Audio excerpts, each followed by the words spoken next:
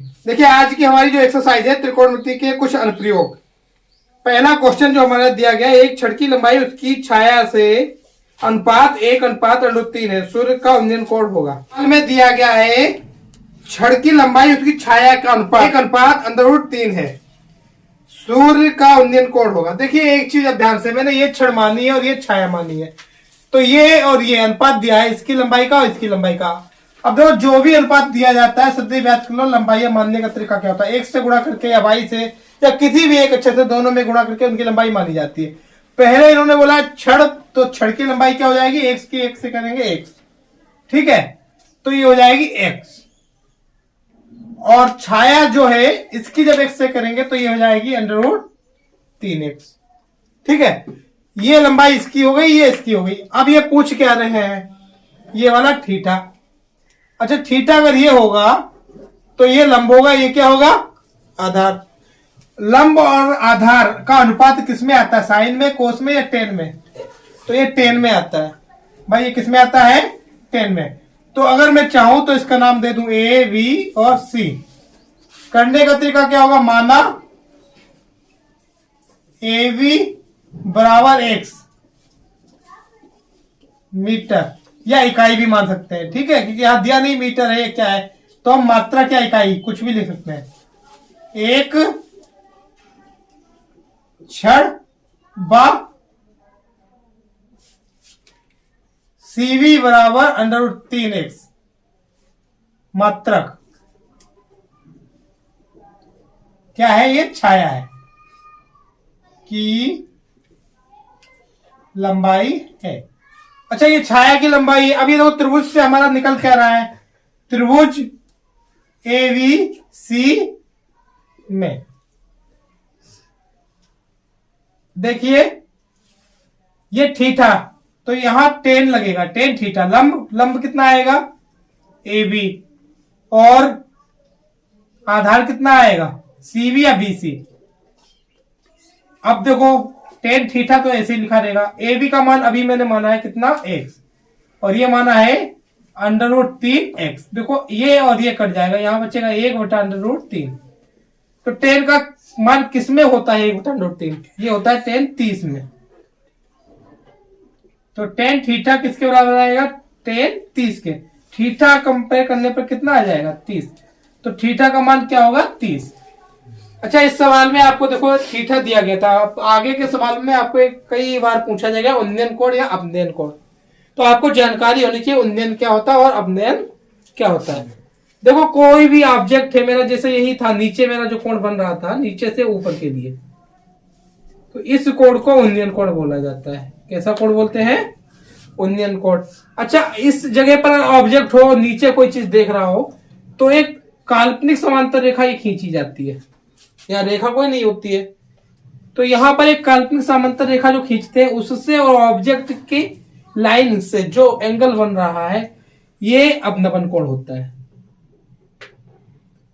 और ये कौन सा कोण होता है, उन्नयन कोण होता है। अब देखिए आप लोगों को पढ़ाया गया होगा, ये लाइन इसके समांतर है, मैंने अभी बोला काल्पनिक समांतर रेखा होती है ना, तो ये और ये क्या है, समांतर। अब कोई भी समांतर रेखा किसी भी एक रेखा के द्वारा जब काटी जाती है तो ये एंगल सदैव इसके बराबर होता है, ठीक है, ये कोण सदैव बराबर होते हैं। तो इससे देखो ये वाला कोण इसके बराबर होगा, तो सदैव याद कर लेना उन्नयन और अवनयन कोण किसी भी ऑब्जेक्ट के लिए बराबर होते हैं। देखिए अगला सवाल दिया गया है, यदि समतल मैदान पर एक मीनार की छाया की लंबाई उसके ऊंचाई की √3 गुना है तो सूर्य का उन्नयन कोण होगा।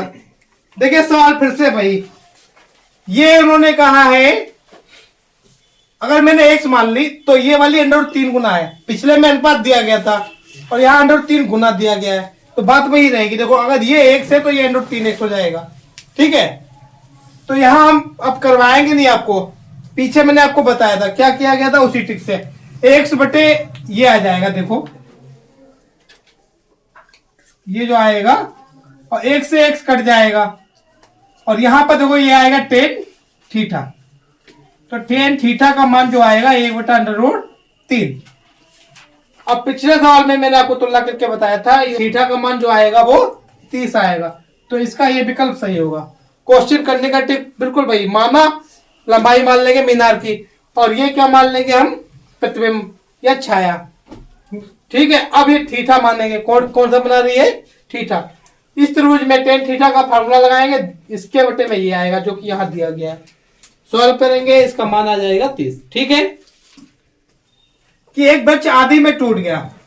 देखिए माना एक ये पेड़ जो है ये है ए और बी, ये मेरा पेड़ है। अब देखिए आदि में ये कहां से टूटा है, सी से टूटा है, लगभग यहां से मानकर चलेगा सी से टूटा है। अब आप देखिए ये जमीन में आकर लगेगा, और ये कितनी दूरी पर बता रहे हैं लगेगा, ये कह रहे हैं 6 मीटर की दूरी पर लग रहा है मेरा। तो देखो ये वाला बी जो है वो कहां पर आ जाएगा, यहां पर। ये पेड़ देखो यहां पर आ गया ना। अब आप एक चीज समझिए, इसकी लंबाई सदैव इससे ज्यादा होनी चाहिए, तभी ये जमीन को ऐसे टच करेगा। अगर इससे कम होगी तब क्या होगा, ये हवा में टंगा रहेगा ऊपर के लिए। अच्छा, इससे बराबर होगी तब भी टच करता हुआ यहां पर आएगा। एंगल बना रहा है, इसका मतलब क्या है, ये लंबाई जो है इससे ज्यादा होगी। अब देखिए सबसे पहले इन्होंने कहा क्या है, पेड़ की लंबाई थी, पूछ क्या रहे, पेड़ की लंबाई। अब हमें केवल पता क्या है, एक तो ये पता है कि कितनी दूरी पर लग रहा है, 6 मीटर की। अच्छा, दूसरी चीज क्या पता है, एंगल कितना बना रहा है लगने के टाइम पर, 45 का। बाकी कोई चीज पता नहीं है, पूरे पेड़ की लंबाई ज्ञात करनी है। अच्छा, सबसे पहले आप एक चीज देखिए, हमें पेड़ की लंबाई निकालनी है तो हमें क्या क्या ज्ञात करना होगा। एक तो देखो ये ज्ञात करना होगा ए और सी, और दूसरा ज्ञात करना होगा बी सी। ये दोनों लंबाइयां ज्ञात करनी होगी, दोनों जोड़नी होगी। देखो ये सीधा करेंगे और ये जोड़ दे इसमें, तभी तो ये पूरा पेड़ बन जाएगा। तो हमें निकालना क्या क्या, ये और ये। इसके लिए हमें पहले ये निकालना होगा, और ये आप देखो निकाल कैसे सकते हैं। याद कर लीजिए ऊंचाई दूरी में होता क्या है, कभी भी एक कोई भुजा दी हो और ये कोण 90 का हो, भाई ये कोण कितने का हो, 90 का दिया हो, और कोई भी एक भुजा दी हो, ये या ये, और एक ये या ये कोण दिया हो, देखो ये तो 90 होगा। ठीक है, दूसरी चीज क्या, एक भुजा और एक कोण इनमें से कोई भी दिया हो, तीनों में से कोई भी भुजा और इन दोनों में से कोई भी एक कोण दिया हो, तो सदैव हम इसमें त्रिकोणमितीय अनुपात लगाते हैं, साइन कॉस और टेन। अब लगाएंगे कौन सा, ये देखो हमें संबंध से पता चलेगा। हमें निकालना क्या, देखो दिया है मेरा थीटा ये, तो ये क्या हो गया, आधार। भाई थीटा की संलग्न भुजा आधार होती है, और 90 के सामने की भुजा कर्ण होती है, और थीटा के सामने की भुजा लंब होती है। ये आपको पिछली वीडियोज में पढ़ाया गया है। अब आप देखिए, ये तो हो गया मेरा आधार और ये हो गया लंब। देखो आधार और लंब किस अनुपात में आता है, देखो दो अनुपातों में आते हैं, एक तो आता है टेन थीटा में और एक आता है जो कोट में आता है। अभी मैंने आपको बताया हम तीन ही लगाते हैं यहाँ पर, कि यहाँ पर कोट, सेक और कोसेक लगाने की कोई जरूरत ही नहीं होती। जब मेरा साइन, कोस और टेन से ही काम चल रहा हो तो हम नीचे वाले नहीं लगाते हैं, इनकी कोई जरूरत ही नहीं है। अब देखो यहाँ पर आ रहा है लंब और आधार, जो कि मेरा 10 में आएगा, तो यहाँ पर हम कौन सी वैल्यू लगाएंगे, 10। अच्छा, अब मुझे ये भी निकालना है, तो ये क्या है, कर्ण। भाई ये हो गया कर्ण। कर्ण निकालने के लिए मुझे देखो अब दोनों भुजाएं ज्ञात हो चुकी है। जब मैं ये निकाल चुका हूं तो लंब भी ज्ञात हो गया और आधार भी, तो मैं साइन भी लगा सकता हूं और कोस भी। ठीक है, अब देखो करेंगे कैसे। माना ए भी एक पेड़ है जो बिंदु सी से टूटकर जमीन पर पेड़ के पाद से 6 मीटर की दूरी पर 45 डिग्री के कोण को बनाता है।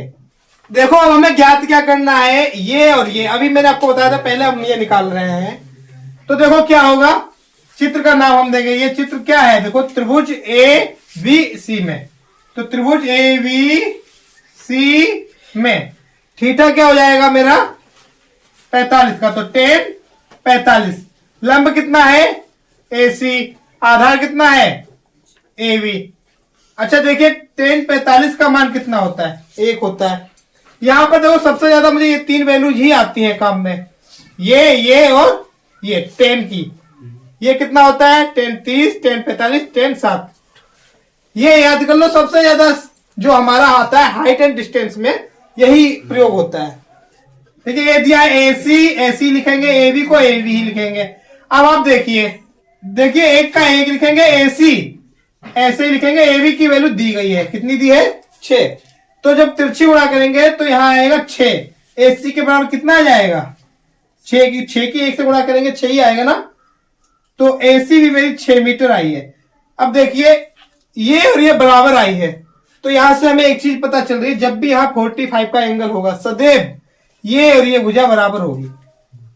जब किसी भी सवाल में 45 का एंगल दिया हो तो जो भुजाएं 45 का एंगल बना रही हैं, ठीक है, इन दोनों से 45 का एंगल यहां पर बन रहा है, तो ये जो होगी भुजा सदैव आपस में क्या होगी बराबर। अब देखिए ये तो आ गया मेरा AC, कितना आया है 6। अब मुझे ये भी ज्ञात करना है, ये कैसे ज्ञात होगा। तो ये त्रिभुज कौन सा है मेरा, त्रिभुज यही रहेगा एंड। अब देखो अभी मैंने लगाया था 10, क्यों, क्योंकि मुझे इसका और इसका अनुपात निकालना था। अब कर्ण का अनुपात निकालना है, या तो लंब के साथ निकाले या तो अब हम आधार के साथ।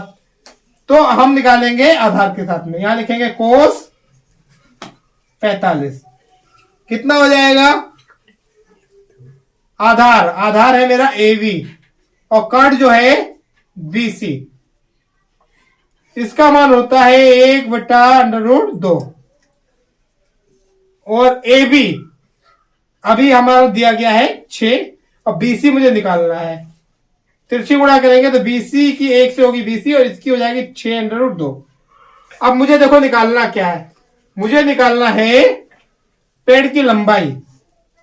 तो अतः पेड़ की लंबाई, तो पेड़ की लंबाई क्या हो जाएगी मेरी, ये वाली और ये वाली जोड़ दी जाएगी। तो AC प्लस CV, AC कितना है 6, ये 6√2, 6 कॉमन हो जाएगा, यहां क्या बचेगा देखो 1 प्लस √2। इसे मैं उल्टा भी लिख सकता हूं, क्या लिख सकता हूं, √2 प्लस का 1। देखिए विकल्प में क्या होगा, विकल्प जो हमारे दिए गए हैं वो दिया गया 6 मीटर, 6√2 मीटर, 6 ब्रैकेट में 1 प्लस √2 मीटर और 6 ब्रैकेट में √2 माइनस 1। और जो विकल्प देखो मेरा इससे मिल रहा है, कौन सा वाला मिल रहा है C। तो सही विकल्प कौन सा होगा C। देखिए अगला सवाल जो हमारा दिया है, चित्र में बिंदुओं A तथा P से देखने पर अवनमन कोण की माप होगी। देखिए आपको ये अवनमन कोण पूछ रहे हैं, कहां से पूछ रहे हैं, A व P से। पहले इन्होंने दिया है A और बाद में दिया P, तो पहले A से निकालेंगे, फिर कहां से निकालेंगे हम P से। अब देखो अवनमन कोण पूछा है, तो मैंने अवनमन कोण की परिभाषा आपको क्या बताई थी, एक काल्पनिक रेखा यहां पर होती है, समांतर होती है, वो किसके, नीचे वाले के। और आपको दूसरा अभी मैंने नियम बताया था, ये वाला एंगल जो होता है उन्नयन कोण, वो अवनमन के बराबर होता है। ये कितना दिया है 45, तो ये भी कितना हो जाएगा 45 हो जाएगा। ठीक है, तो ये एंगल 45 है तो ये भी 45। तो पहला देखो ये तो विकल्प अब सही नहीं होगा, या तो ये सही होगा या तो ये वाला। अब हम देखो दूसरा निकालेंगे, ये वाला। अब देखिए ये रेखाएं कैसी होती हैं, समांतर। तो ये पूरा कोण 90 का होगा, इतना 60 का दिया, तो बचा हुआ कितने का होगा 30 का। तो विकल्प मेरा कौन सा सही आएगा, ये वाला। अच्छा दूसरी टिकट हम लगाना चाहें तब ये 60 है, ये 90 है, बचा हुआ ये कोण कितने का हो जाएगा 30 का। और अभी मैंने आपको नियम बताया था, देखिए ये कंडीशन में बना रहा हूं यहां पर।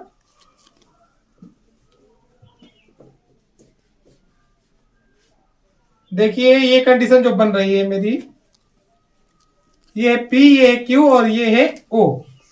यहां पर कितना दिया था 60, ये 90 होगा, यहां कितना है 30, क्योंकि देखो तीनों को जोड़ के 180 होता है, ये 90 है तो इन दोनों को जोड़कर 90 होगा, यहां 60 दिया गया है तो 30 बचेगा।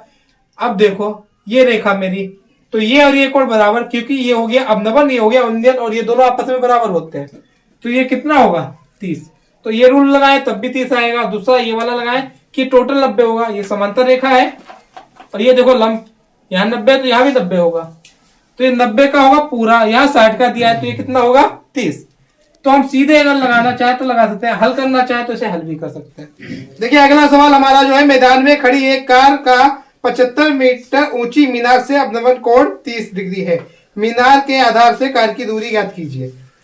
अब विकल्प जो दिए गए हमारे 75/√3 मीटर, 75/√3 मीटर, 75/2 मीटर और 75 मीटर। देखिए सबसे पहले एक ये मीनार मैंने मान लिया, मेरी जो है वो एवी है। क्या है? एवी। और यहां कहीं पर एक कार है इस रेखा में सी बिंदु पर। अब ये क्या कह रहे हैं, यहां पर अवनमन कोण बन रहा है मीनार के शीर्ष पर, ठीक है। वो कितने का बन रहा है? 30 डिग्री का। तो ये वाला कोण बन रहा है 30 डिग्री, ठीक है। और क्या दिया है? आधार से दूरी ज्ञात करवा रहे हैं। अब ये ज्ञात करवा रहे हैं आधार से दूरी, एसी ज्ञात करवा रहे हैं। अच्छा देखिए मीनार की ऊंचाई जो दी गई है वो दी गई है 75 मीटर। हमें निकालना क्या है? ये दूरी ए और सी या सी और ए। अब देखिए अभी मैंने आपको बताया था ये अगर 30 का है तो ये कोण कितने का होगा? 30 का। लंब दिया है, आधार निकालना है, 10 लगेगा। क्या लगेगा? 10। तो देखो माना ए बी बराबर 75 मीटर एक मीनार है। देखो मीनार मैंने किसे माना है? ए बी को। कार कहां पर मानी है? सी पर। बिंदु सी पर स्थित कार का मीनार के शिखर पर अवनमन कोण